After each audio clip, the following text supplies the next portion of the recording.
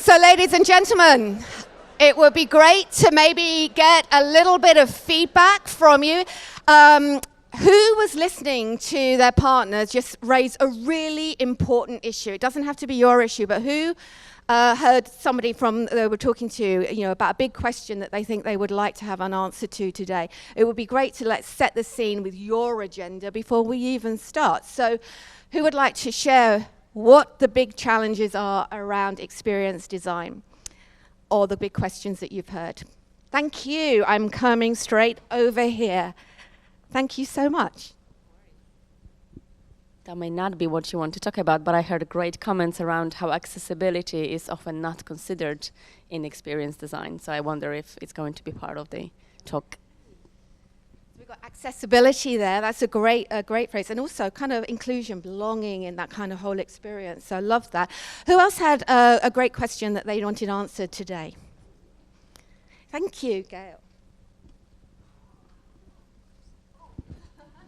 Well, I work a lot with subject matter experts, and I really struggle to convince them to move away from the death by PowerPoint in their design. So any ideas, suggestion, welcome. Oh, great. Thank you for that. So we've got kind of inclusion, accessibility. How do we move away from the old way of doing things, which I think we're going to definitely be able to challenge today. Who else has got some thoughts or questions or experiences as well? Thank you.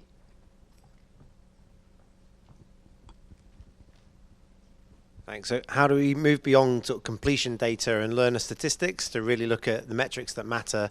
How do you build relationships to capture that data and make sure you're really doing content that will shape the business? Brilliant. Thank you so much. So what does good look like? What does success look like in our world? We're going to be covering that, but also we're going to explore that together. What does good and success look like for us as a community as well? So we really appreciate that. Does anyone else want to make sure that this is going to be the best experience as possible by personalizing this learning experience? You get where I'm coming from here, ladies? To your requirements. Has anyone else got some questions? No, let's start then. I would like to introduce you to Mandy, who's going to be our first contributor this afternoon. And Mandy has had an award-winning onboarding program that really does address a lot of these issues here today. So, Mandy, I'm going to hand the floor over to you. I'm going to walk. Thanks, Laura.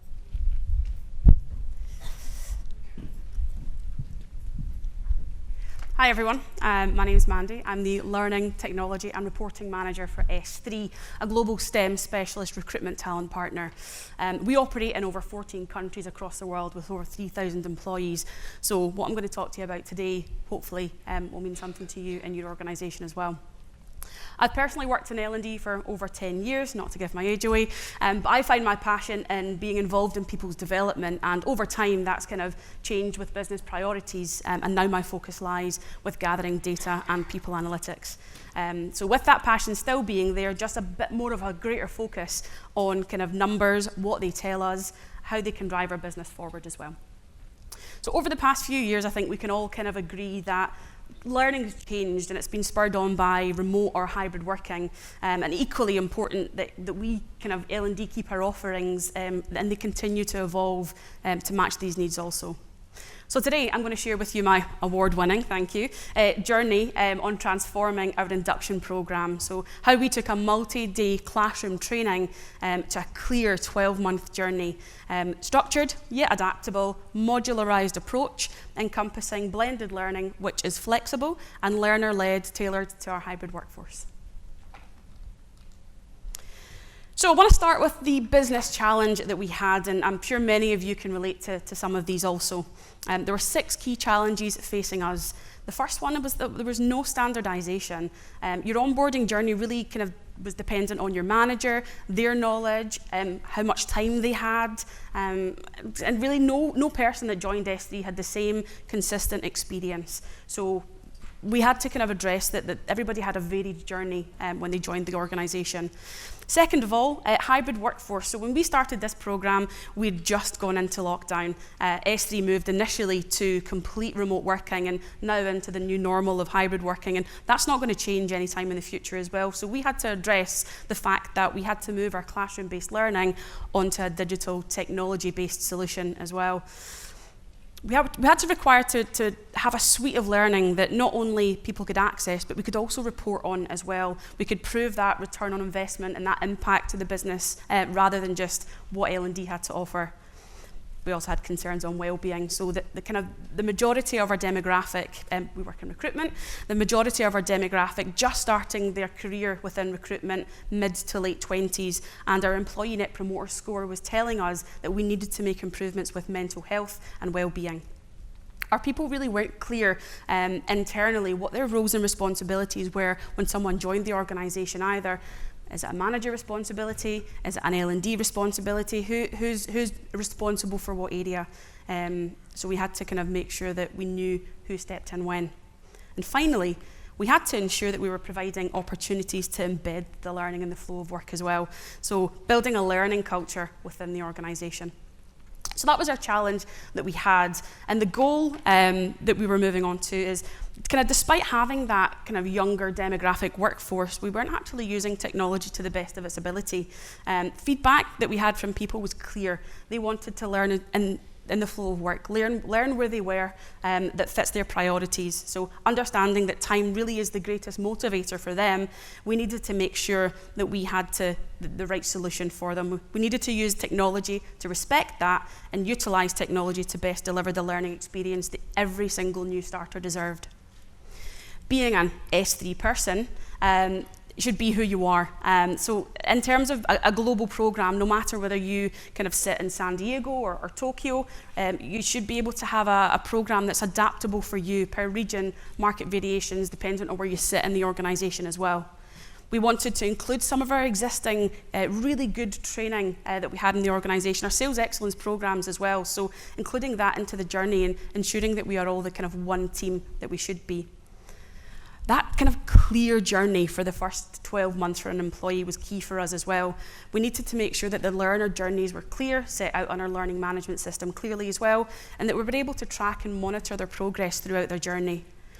And all of this on our learning management system that, as I said before, we didn't really use. So we had to make sure that we had that remote tracking in place so that we could see where everyone was going. And each learner journey should feel clear, unique, and personalised to them. So in order to do that, we did do a comprehensive learning needs analysis. We reached out globally to our stakeholders, determining what works well, what needs improved. We had 35 one-on-one conversations with people from all of our 6 different regions, ranging from managing directors to core team managers, and in addition to that, 120 Microsoft forms as well, just to collate that information on what a 12-month journey could look like. That provided 5 different blocks of learning. After that, getting together a group of subject matter experts to define specific modules, what's this going to look like, that added further complexities, different market variations, different regional nuances, and it all needed to be built on our LMS as well. But before we could really pull anything together, this is all kind of L&D focused, we needed to make sure that we had our existing solution included in this as well. So our blueprint of how we kind of sell as an organisation, that needed to be included in there. It's globally recognised. It had to be delivered in all 4 languages that we do across the world as well. It's been built for the business, by the business, and it's got proven results there too. So we had to make sure that that was there. Our classroom-based solution that I mentioned before, Recruit Fit, was delivered in 2010. It had really good information, but it really wasn't fit for purpose. So we had to bring that into our hybrid world, make sure that we kind of took the information, but made it a bit more relevant as well. And with that came Elements. So being true to our STEM heritage, a concept of a periodic table consisting of individual elements of learning was devised. This reflects the modularised nature of the programme, with the content for all new joiners, regardless of your location, your department, or where you sat anywhere. Elements is organised into pillars. They're automatically assigned to any new employee when they join the organisation, dependent on their role, dependent on where they sit in the country. The structure is very practical and it displays innovation and originality, but it also has that familiarity of the periodic table here as well. And it has been implemented with fantastic effect in the organisation. So the concept that we've got here was a kind of collaboration of the learning that we had previously, the blueprint, the sales excellence programme, the Recruit Fit kind of classroom-based approach that we had previously, and taking these cliche, these elements into consideration, we built this, and kind of elements seemed like a good fit.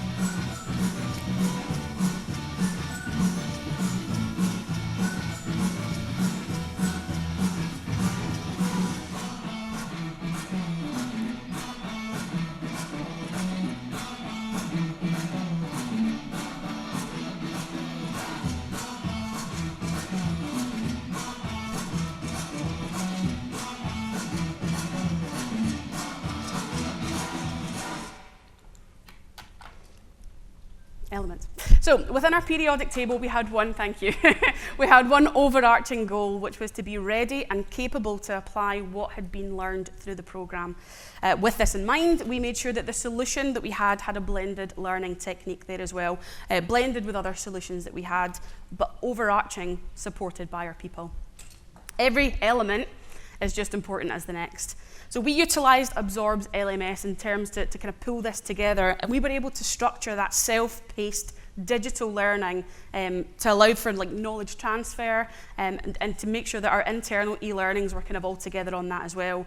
It allowed us to prove scenario-based examples, prepare our workforce for that kind of live environment, and make sure that they're ready to attend the next stage, which was our instructor-led learning. We have virtual and face-to-face sessions, all integrated into a clear learning journey displayed on the LMS as well. So this gave them the ability to practice new skills, learn from each other, and really learn in the moment as well, showing instant feedback that was being given in those classroom sessions or virtual sessions as well. Manager follow-ups were also added to this as well. I think I mentioned at the start when we had a bit of a crossover of, is it L&D, is it managers, but we included everyone in this journey. So that manager feedback was there to kind of fill gaps in the journey, apply the different learnings from the digital content, from those instructor-led learnings all together. We also included assessments there. Assessments were added to each of these different pillars of elements to support that knowledge transfer and identify areas that further support's required, and to observe the learner actually apply the knowledge in their roles. The Elements journey was built on our LMS, and it will enable to sustain long-term development and provide the right content to the right people at the right time. So we had our goal for L&D, but in terms of that kind of business impact, we had to drive that business impact. To have the ability to drive global standardization, to have that for all of our people, and in turn increase engagement and retention of our employees as well. From a sales perspective, which is, as a business, how we make our money, we had to ensure that our frontline recruiters had increased speed to competence. We needed to make sure that they had productivity and an increased operating profit per consultant. At the end of the day, the bottom line is we had to make our people profitable quicker. So this is what the people had to say about Elements.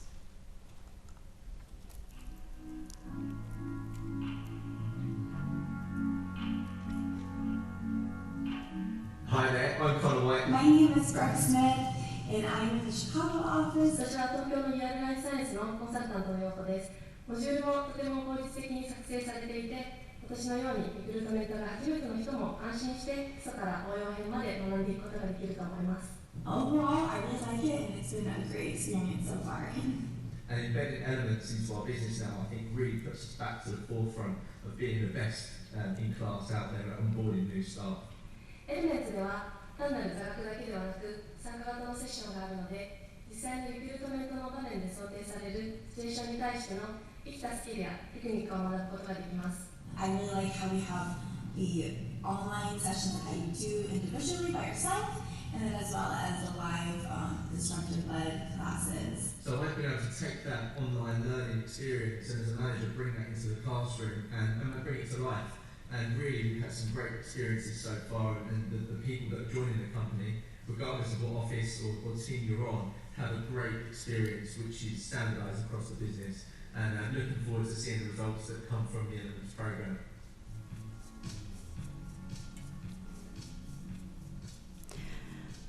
So with that segue from Connor, let's look at the results. So the first thing we've got here is the business impact. Since launch, we have, and this information that I've got here is based on the same kind of number of new starters within the same market conditions as well. But since launch, a third of our organisation have engaged in the Elements programme. So that's 690 new starters and 288 existing staff. When it comes to our learning consumption, we're pulling through really great numbers. So there's nearly 10,000 pillars have started and 37,000 courses completed as well. The time that learners are spending on the system has been invested over 27,000 hours of time. And in terms of those kind of instructor-led, whether that's virtual or classroom, we're over 7,000 hours as well. And the last L&D stat I'm going to show you is our kind of NPS, our Net Promoter Score, currently sitting at a healthy 66.89, and that's both from digital content and from in-person satisfaction scores. Previously, that's at 0, just for kind of context around that. But the most important and the most impressive is our business results. So we measured our sales performance in 3 key areas. The figures in pink shows the performance from our consultants or employees who'd been through Elements, that haven't been through Elements, and then on the purple and the right are employees who have been through Elements. So these demonstrate an uplift, as you can see the percentage at the right-hand side, in all 3 areas. First one, the deals per recruitment consultant, an increase of 23%. The second one, our weekly gross profit from our consultants who kind of recruit for contract staff, that kind of a huge leap of 40%. That's an increase over £10,000 per week. And lastly, our permanent fees for our consultants who recruit for permanent staff as well got a 10% increase in profit. So I think it's clear to see that as a result of Elements, our people are earning more, our people are earning quicker, and our people are staying longer. Thank you.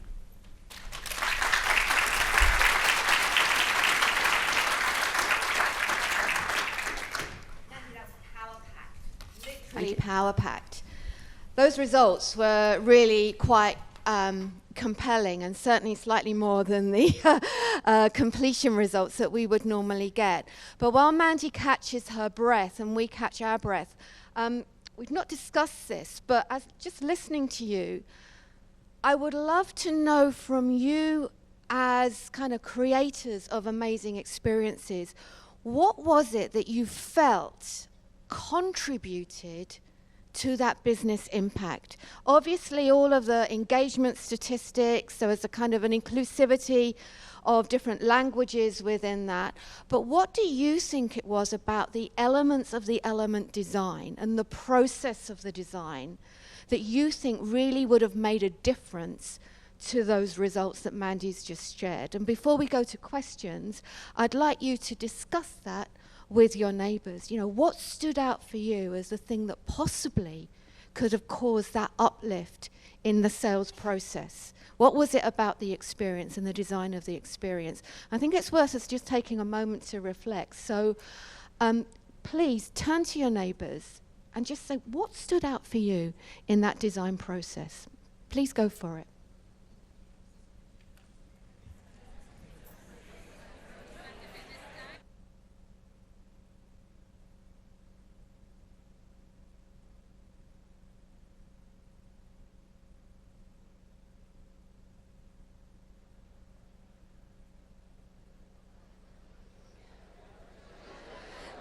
Ladies and gentlemen, it would be great to get your reflection on what kind of resonated with you from that process.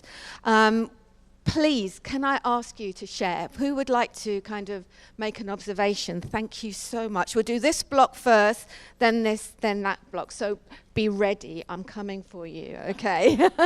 Thank you so much. What do you think contributed to that business impact? I think the thing that really stood out for me is that sometimes convincing organisations to take learning beyond a single block of time can be a real challenge because they don't always see the benefit of the investment. And I think what really resonated there was the fact that clearly taking it on a 12-month journey rather than just a single moment of learning time has created a really big impact. Brilliant, thank you. Love that, kind of that spaced learning. There's a real sense of the learning science within that. Did that resonate with you, Mandy, in terms of kind of a hook from where you've been going? 100%. I think as well, like, you can't expect someone to be ready-made in a 2-week learning block stuck in a classroom. It's just not, it's not practical to think like that. So yeah, kind of extending that and making sure that they're learning in the kind of flow of work, and including that kind of experience, exposure and education over that 12-month period. Yeah, no, that's fantastic. Thank you. Thanks for that. Any other observations here? Oh, this is great. Thank you. We'll go to the yellow first. What I got from that was you included everyone in the journey, so you got the buy-in from everyone by having everyone on board with you from the beginning. I would resonate with that. We don't have to prove value, but we need to co-create value and getting what does this need to look like through your focus groups. All the research shows that works. That works. It's simple, but it works. So yeah, that really kind of resonated through with me.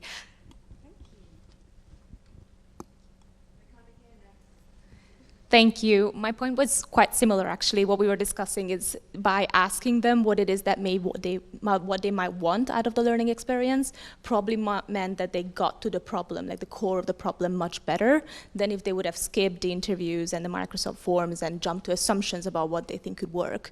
So by involving the users right away, they probably got really meaningful insight about how they can actually help the organization grow.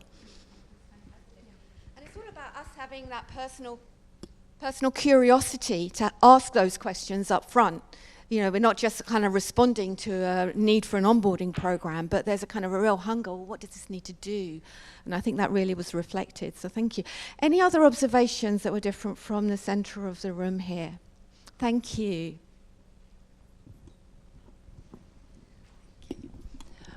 What I saw straight away was the visual map, the fact that you've got a really super clear layout for progress and journey through all of it that you can flip back and forward and to and from and just re-jog and remember and better revisit that and have that very clearly laid out. Yeah. And also how very relevant that is to the STEM profession. You know, the brand of that, the elements and the energy of that, I think was really, really powerful as well. And means that the element map won't work for everyone.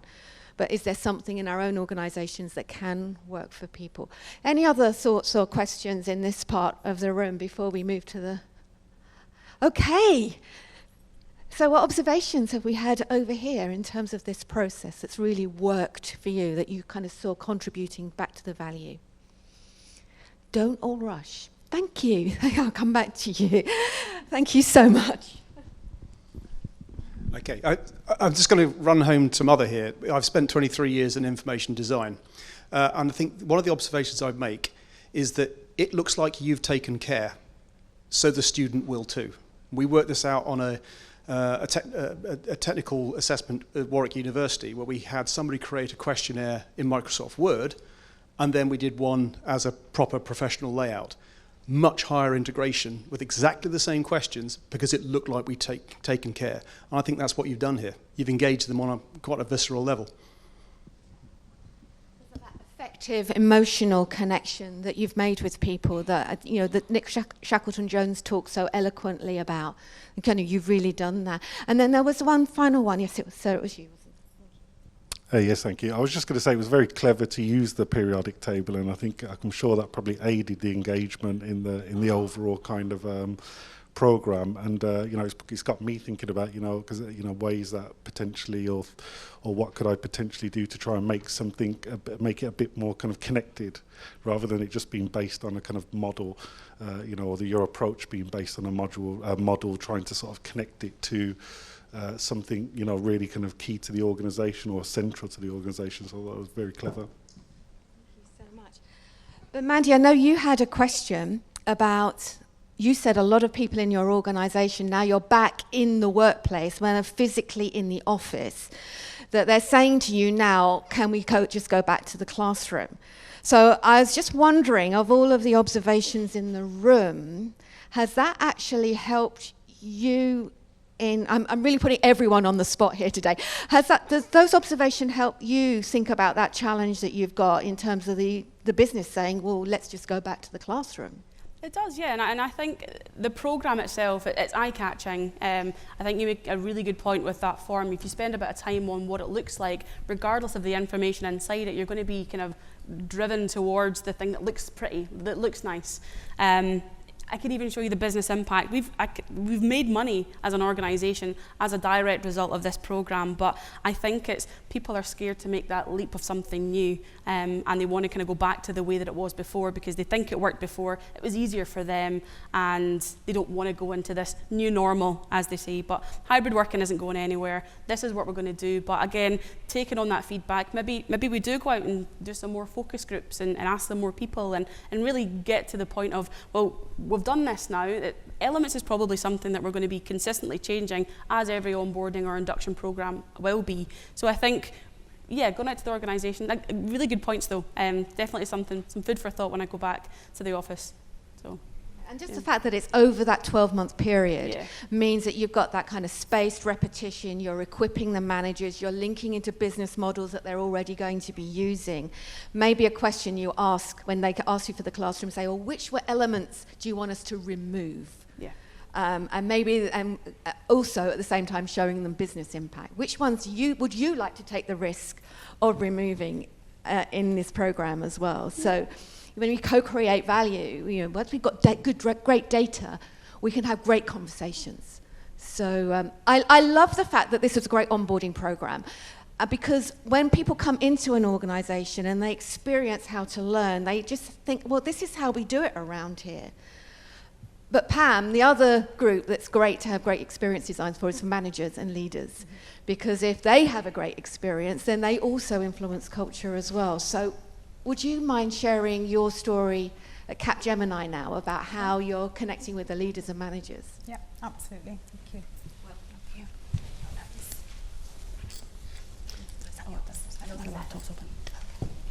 And again, everyone, please, if you've got more questions, make a note of them. We're going to have plenty of time to kind of dig in, because this is your session. We want you to be able to learn from each other and also from our contributors. Pam, welcome. Thank you. So good afternoon, everybody. My name's Pam Mander, and I'm head of the talent programmes at Capgemini UK. I just wanted to share a little bit about Capgemini. It's a global organisation, and we design and create digital solutions for our clients. And just a small example of something that we worked on with HMRC when we hit the pandemic back in 2020, and the government created the furlough scheme. It was actually Capgemini that designed and created the platform for employers to be able to process their requests for furlough from the government. And where this piece of work would normally take about 12 months, we did that within a 4-week period. And actually at the time, Rishi Sunak commended our team for doing that.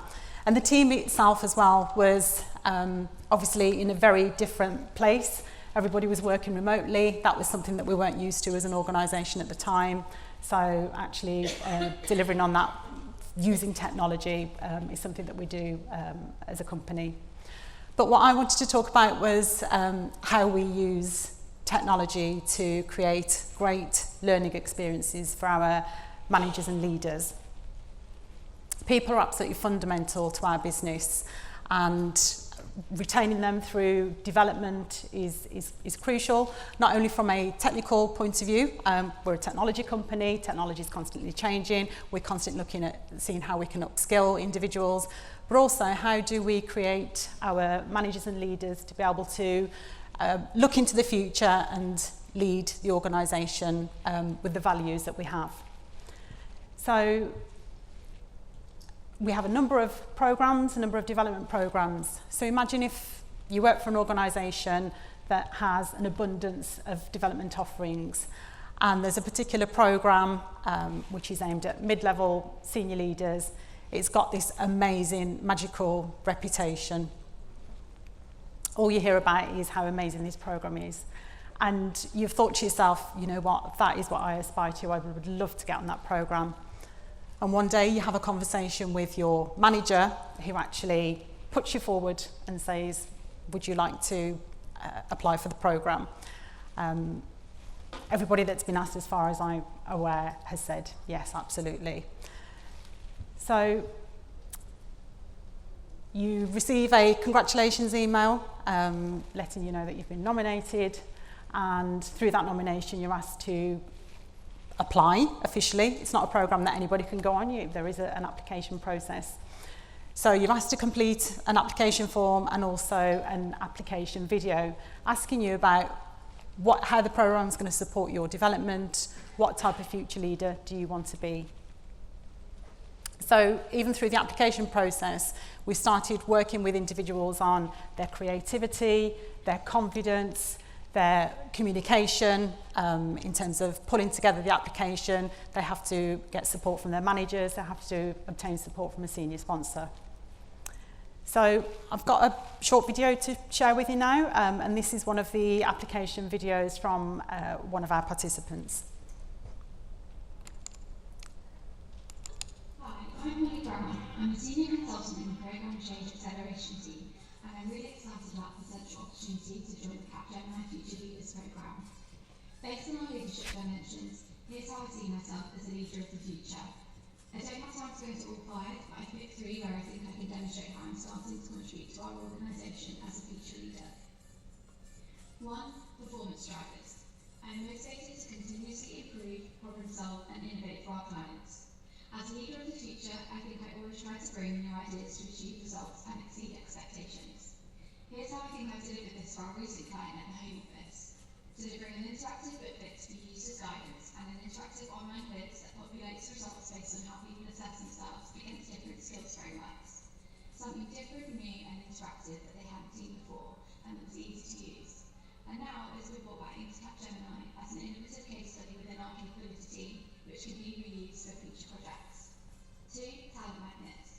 Being part of the NCA Talent Magnet Task Force has meant that I am trusted by our senior leadership team to bring in new talent to grow our workforce. As a leader of the future, I'm dedicated to helping grow our team, which is why I've supported the NCA to upskill new assessors, provide recruitment onboarding sessions, and facilitate shadowing sessions for new assessors so we can all attract and retain the best talent. 3. Future shapers.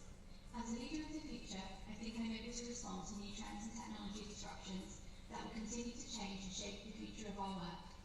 My participation in the Capgemini Tech with Positive Futures competition demonstrated my ability to recognise an innovative opportunity and work with the AIE that is now being used as a case study in the healthcare space.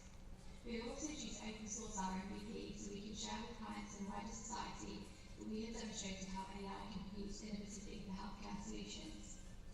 I hope that you'll consider my application for the Future Leaders Programme so that I can learn more about how I can contribute to these leadership dimensions, grow my skills, and come back to Capgemini to inspire, motivate and role model these behaviours.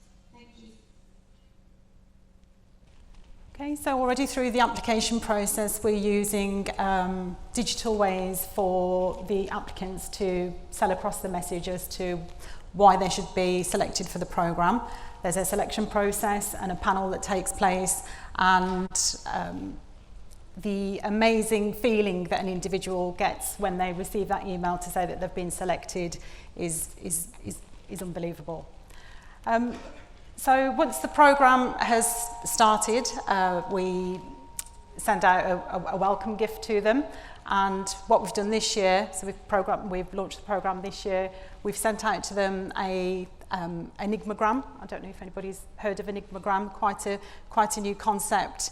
So again, individuals receiving the enigmagrams, it's a puzzle that they have to solve.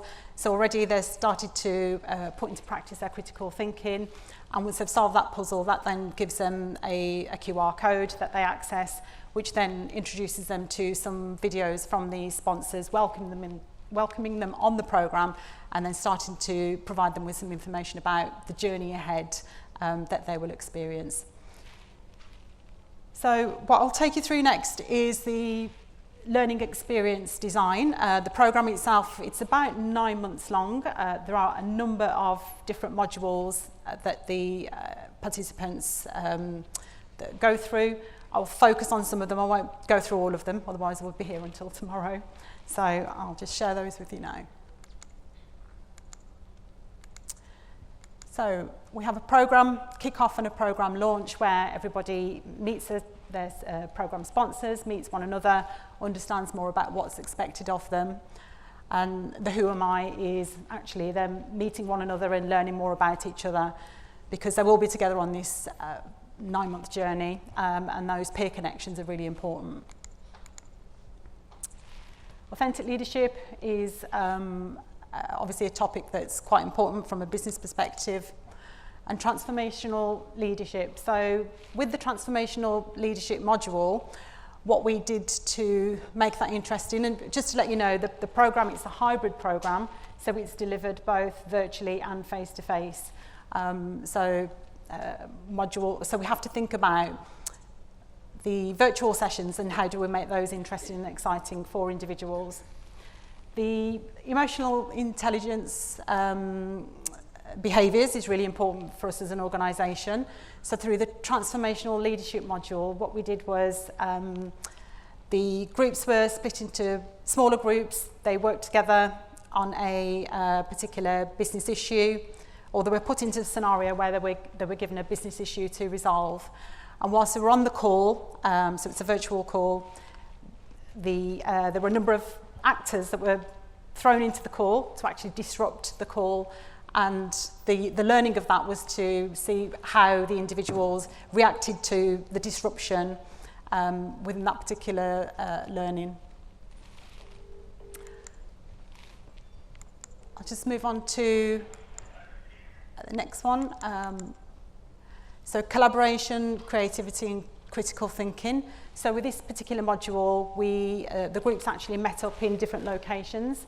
So we had groups that were based in the Midlands, groups based in London.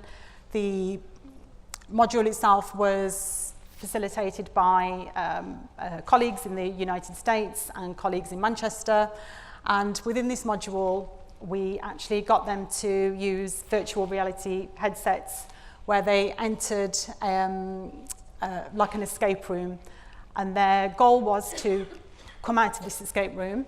As they're going through the escape room, they're meant to be in a particular time zone, but actually they end up in the time zone that they're not expecting, and then the groups across the different locations have to work together and get themselves to the correct time zone that they need to be in. And then moving on to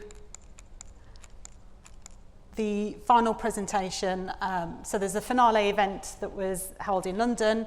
This was a face-to-face event, and for that one, kind of went back to basics. There was a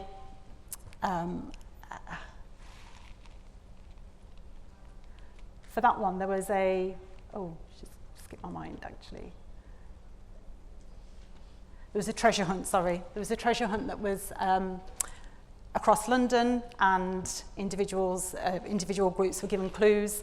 They worked through the clues, and then the final clue took them to their final destination, which was at the Gherkin in London, where they joined together for a celebration event. So a number of different modules, as I say, hybrid, but actually trying to use technology to make them engaging for the participants. As part of the programme also, we have coaching, peer group network, and sort of online content through an online platform, learning platform that we have. So the programme itself has been running now for 10 years. This is the 10th year that it's been running. We've got around 400 alumni, and actually the impact that it has been quite phenomenal. So that's being measured. So from a promotion, career progression perspective, we've seen individuals that have participated in the programme have an average of 2.3 times higher promotions than those that don't attend the programme. And actually for women, that's even greater. So women are 3 times as likely to receive promotion that have been on the programme to those that haven't. The connections that they build are absolutely amazing. So they've got connections between themselves as peers. They've got connections, throughout the programme they meet their senior leaders, which open up opportunities for them for career development. The self-esteem that it builds into individuals is very difficult to measure. The confidence boost that individuals receive on the programme can absolutely be seen. And then for some, as well as promotion, there's points in which they may want to pivot their careers and go into different roles. From a loyalty perspective, that's really high. We do measure the attrition as well, and actually the attrition for individuals that have been on the programme is 3.6% compared to an average of 9% across those that haven't been on the programme. So I want to share with you next just some of the impact that it's had on the alumni.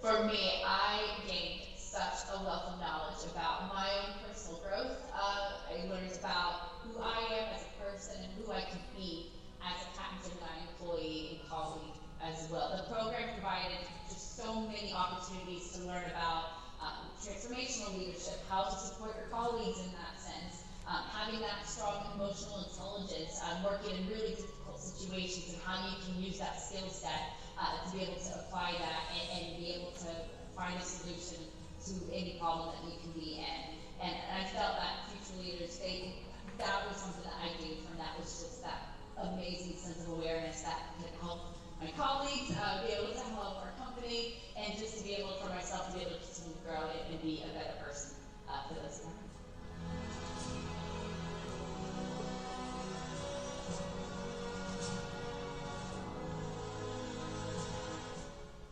The Future Leader Programme, I'm so grateful to have the opportunity to attend. It's really helped me with my career aspirations. I think the main takeaway for me with the career development is that I never really believed in myself. I've had the belief from others within my business, whether that be my reviewer or my assignment manager and my wider network, but that self-belief was always questionable. The programme has enabled me, particularly with the extra coaching and the one-to-one sessions, to really understand the value that I'm adding within my role. As a result of the programme, I've been offered a new assignment, a career development opportunity for me, and a step up from my previous assignment.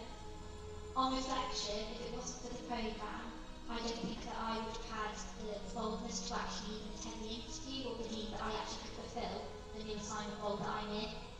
I'm so grateful for the opportunity that the programme has enabled me to have, and how all of the elements of the programme are transferable into my new assignment, and how I can continue that developmental journey and continue the progression as part of the programme. It's definitely not just something that you visit once and don't actually go back to use.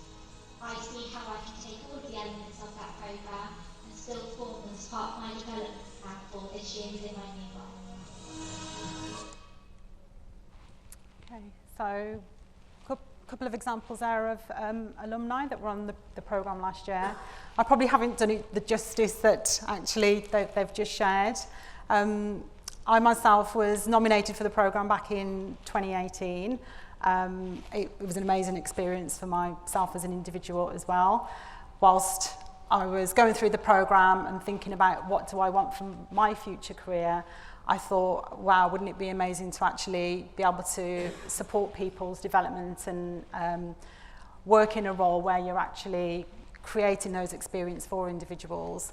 And I'm really pleased to say I got this role last year, and it's the best job I've ever done. So that's there. Thank you. Thank you.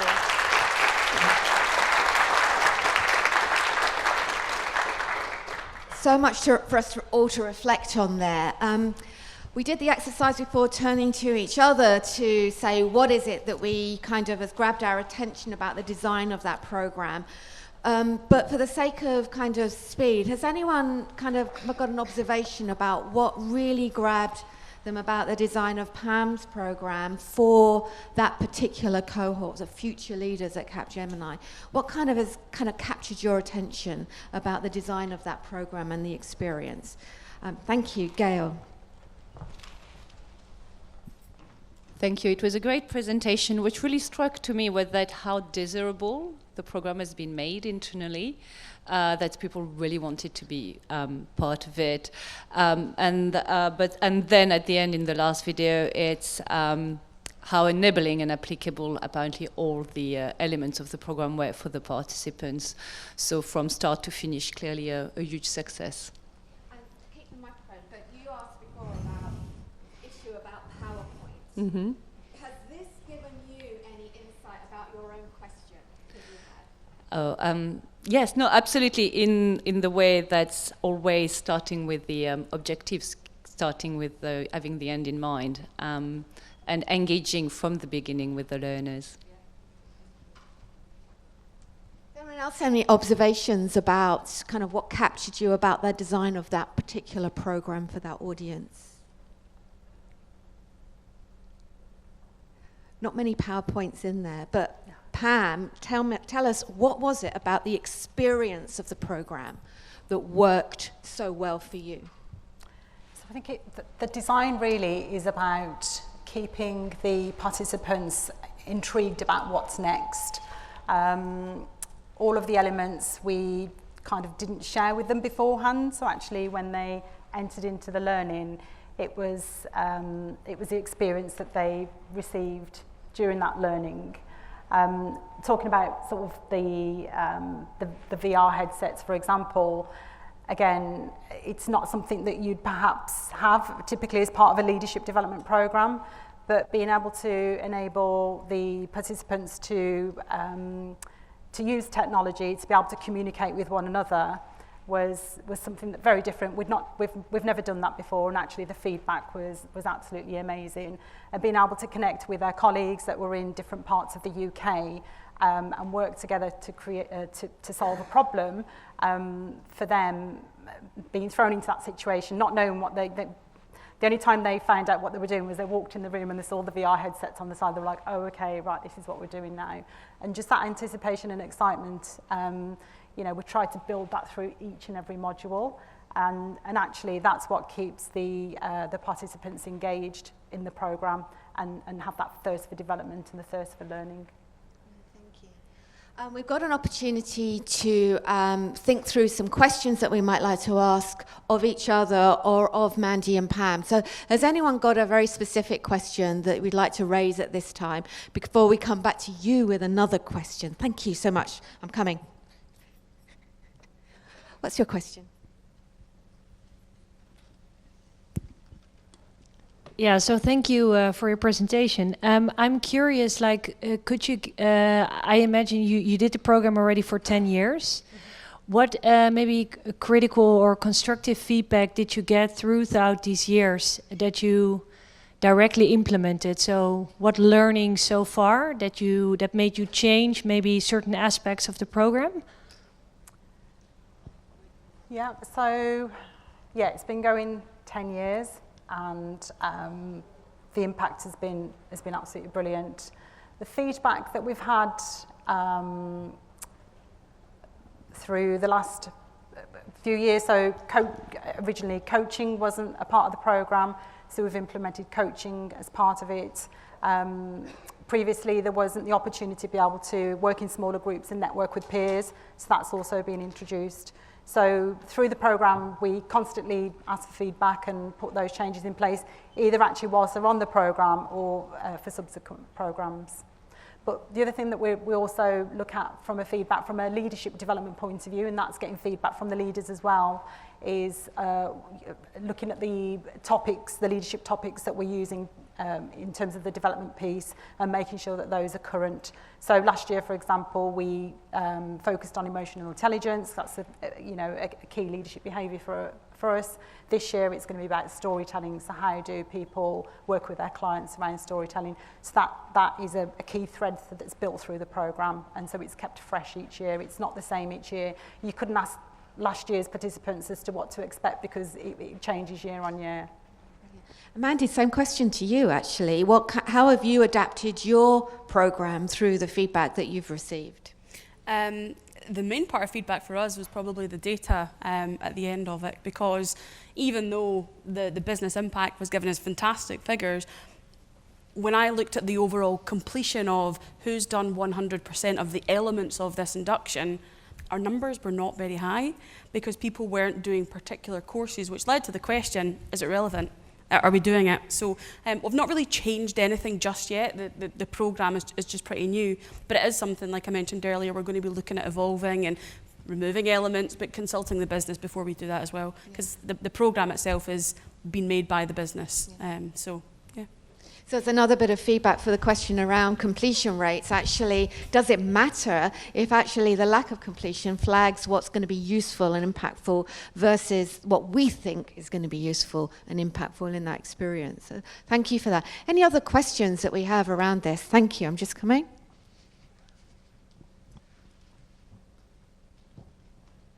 Get there.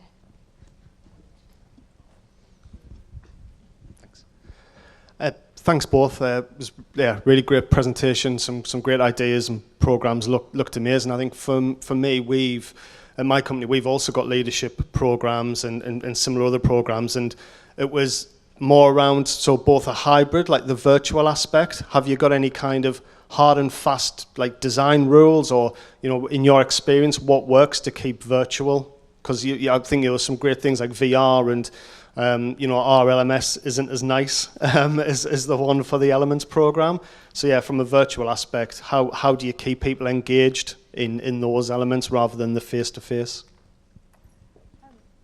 I'd say the virtual sessions, actually working in smaller groups, rather than just having 50 people on a call and talking to them, that's just not engaging. So actually the virtual sessions that were created were for where we maybe had the 50 participants on the call, but we broke them up into smaller groups to actually do that group work, which works a lot better than actually just having a session where you're talking. So it's making those virtual sessions interactive and making sure that there's a purpose to those sessions as well.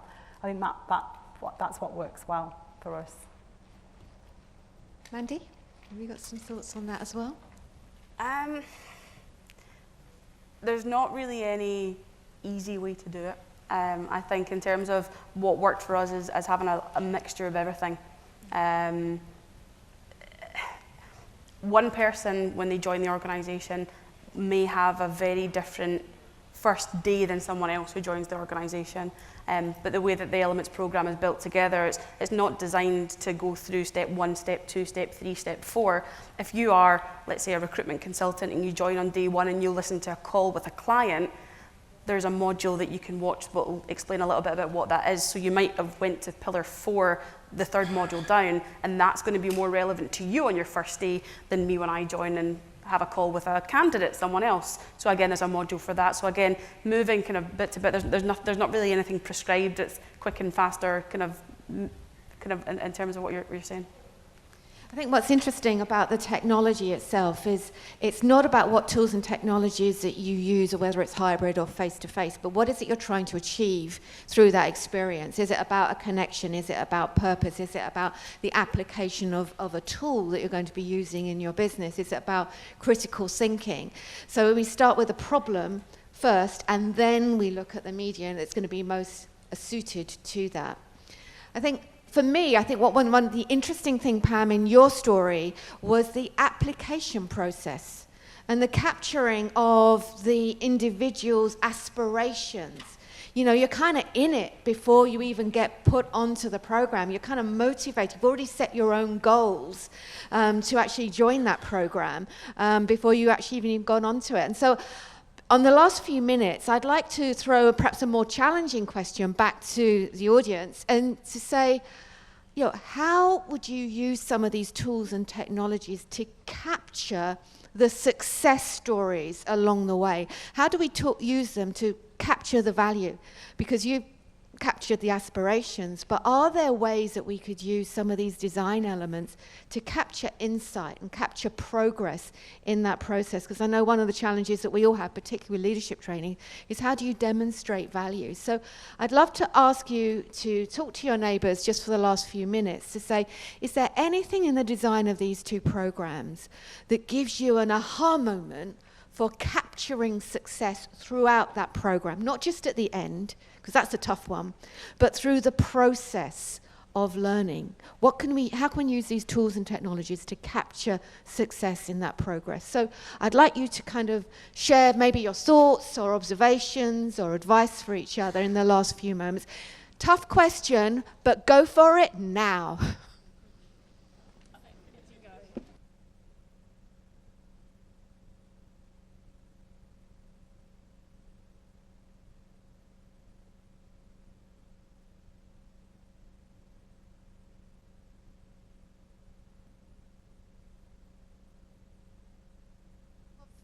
Of the conversation is the toughest part, and in one sense we're leaving it towards the end because we'd love you to continue the conversations.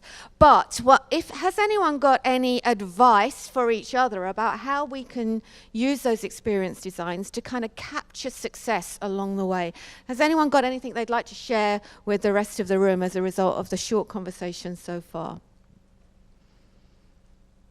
Laura, you haven't given us enough time to work on this one. Okay, thank you. Help us. Well, I'm not sure, thank you. I'm not sure how helpful it will be. I mean, something I noticed on there, and I was just speaking about, in this conversation, was around, how you can kind of try to capture. I think video is obviously a great way to engage people and capture that, that feedback. But, I think the challenge is kind of how do you make it as kind of universal and flexible to allow kind of anybody within the context of, the people who the program or the the initiative is applicable to. How do you sort of capture it all or allow it kind of make sure it's as flexible as possible, but keeping that within a kind of professional way that it's presented to the organisation? And I think, even something as simple as I saw on there as, having, I think it was when, I can't remember whose presentation was, I think it was Pam, when you had the small window with it looked like a kind of fairly sort of standardised template, but within that small window, you had sort of multiple different videos, and obviously kind of, I think, it came across as professional, and I think it kind of allows some flexibility within that small window to allow people to grab video whenever. Because I think trying to regiment it makes it difficult to capture that. But if you allow the flexibility to people of just, whenever that thing comes to your mind where you kind of think back to that course or that development, capture it on video, capture your thoughts at that point, and we can build that feedback within a professional kind of overall look and feel, irrespective of where you've kind of captured it. So I think flexibility, would be quite key to allowing people to sort of give that feedback. Thank you.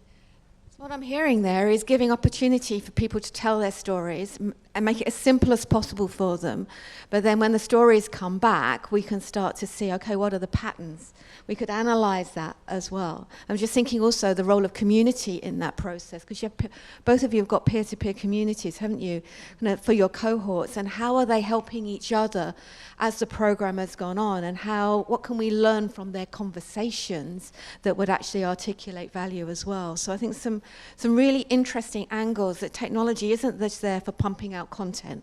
It's for encouraging conversation and capturing conversation and stories, and through that comes the value that we have as well. So thanks for that, very much indeed. Any other observations? Thank you. So I do actually work with Pam, so I'd like to share a couple of things in what Capgemini do to encourage the program to continually evolve. The program is set up with 2 business sponsors that have check-ins with the cohort on a regular basis so that they can provide feedback. unbelievably, they also provide a lead who leads the program all the way through from start to finish.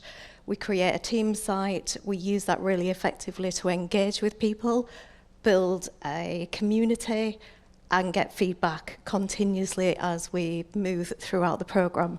So although you've got numerous different stages of which people are connecting to enhance their skill set, there's a continually background aspect of creating a community and getting feedback. So it's brilliant what Capgemini do. Yeah, exactly. It's really innovative from both of you, and you've really shared some amazing thoughts with us today. Actually, Mandy, you had a really interesting observation in terms of the impact of that program.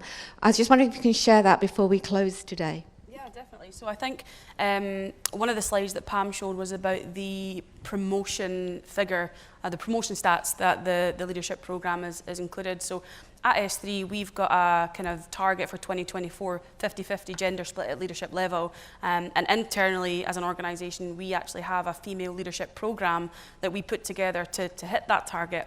However, the programme that Pam kind of spoke about there, one of the data points was that there was 3 times more promotions for women with the programme. I was just wondering, was there any kind of application process where there's a 50-50 split, or how does that work?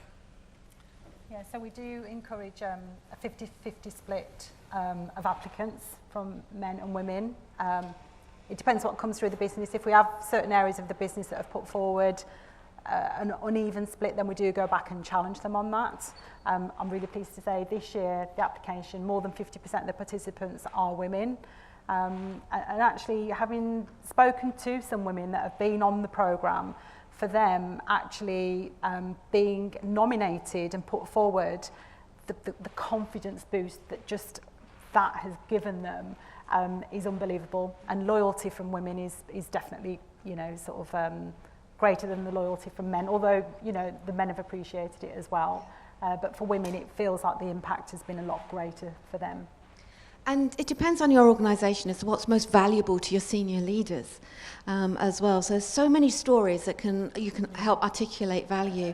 Today we've had an amazing opportunity to learn from each other. Thank you to everyone for that.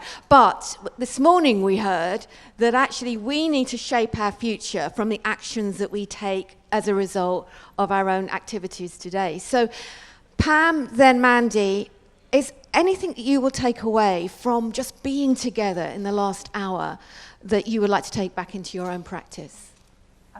Yes, for me, as I say, I'm fairly new in this role. I started the role last year. I'm new to learning and development itself. I've been in the HR arena for a number of years.